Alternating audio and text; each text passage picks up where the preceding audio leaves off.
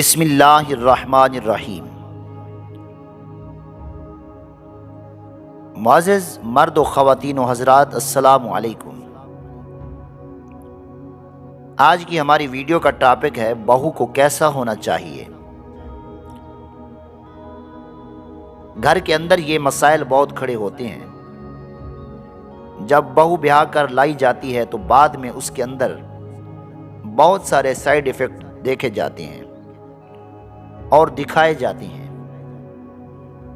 ہر گھرانے والے بڑے ارمان سے بہو بیاہ کر لاتے ہیں کہ ہمارے گھر کے صحن میں خوشیوں کے پھول اپنی خوشبوئیں بکھیریں گے، لیکن جب توقعات پوری نہیں ہوتی تو ان کے ارمانوں پر اوس پڑ جاتی ہے۔ ان کے گھر کو امن کا گہوارہ بنانے میں بیاہ کر لائی جانے والی بہو کا کردار اہم ہوتا ہے۔ اگر بہو حسن معاشرت، سلیقہ شعاری، عزت افزائی، سمجھداری اور ملنساری سے کام لے تو ساس سسر زبان حال سے کہہ اٹھتے ہیں بہو کو ایسا ہونا چاہیے۔ لیکن اگر بہو زبان کی تیز، کج فہم، مزاج نہ سمجھنے والی، غسیلی، پھوہڑ، فضول خرچ، ضدی، کسی کو گھاس نہ ڈالنے والی اور خود غرض ہو تو اکثر ساس سسر زبان سے قال سے کہہ اٹھتے ہیں بہو کو ایسا نہیں ہونا چاہیے۔ اب فیصلہ بہو کے ہاتھ میں ہے کہ وہ کیسا بننا چاہتی ہے۔ یہاں اسلامی و اخلاقی تعلیمات اور بزرگان دین کے فرامین و نصائح کی روشنی میں مرتب کیے ہوئے چند مدنی پھول پیش کیے جاتے ہیں۔ امید ہے کہ اگر بہو ان پر عمل پیرا ہو تو اس کے سسرال والے کہہ اٹھیں گے بہو کو ایسا ہونا چاہیے۔ کسی کہنے والے نے زندگی کو دو حصوں میں تقسیم کیا، ایک شادی سے پہلے اور دو شادی کے بعد۔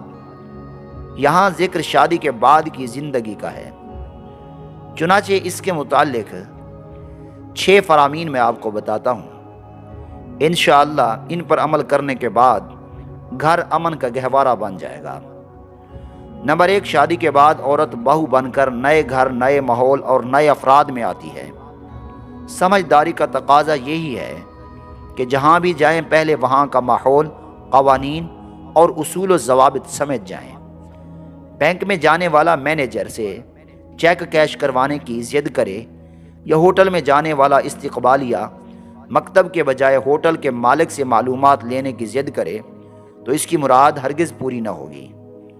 لہٰذا بہو کو نئے گھر میں آ کر سب سے پہلے گھر کے افراد کی طبیعت، کھانے پینے کے اوقات و لوازمات سمجھنے چاہیے۔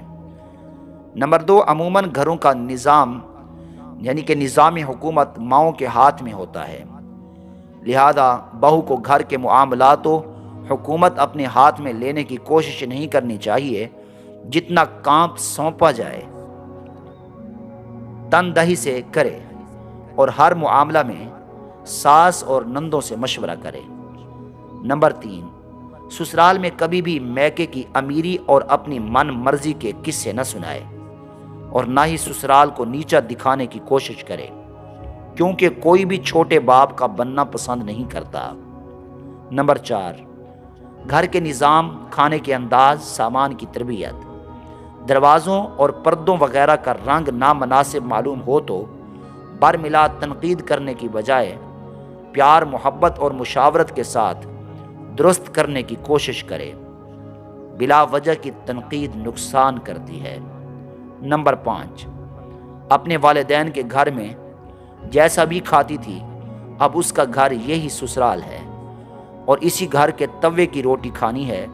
لہٰذا کسی کے تیکھا یا پھیکا پسند ہونے پر اعتراض کر کے لڑائی جھگڑے کا دروازہ کھولنے کی بجائے خود کو اس کھانے کا عادی بنائے کہ ایک کا بدلنا سب کے بدلنے سے آسان ہے۔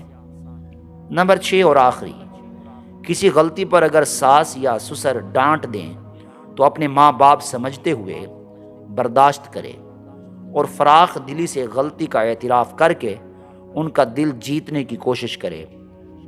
جوابی غصے کا مظاہرہ کرنے سے نبھاؤ مشکل ترین ہے۔